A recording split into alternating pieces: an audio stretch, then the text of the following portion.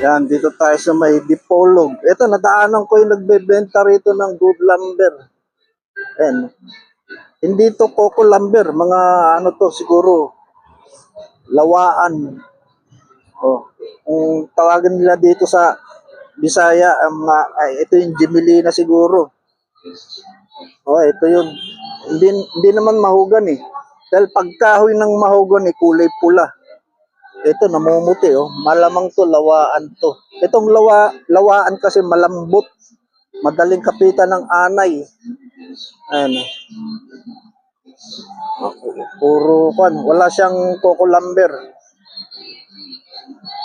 Dito lang yan, sentro ng Dipolog. Ayan oh. Si Build Safe, Jelaico, tapos si Saneco. Ayan.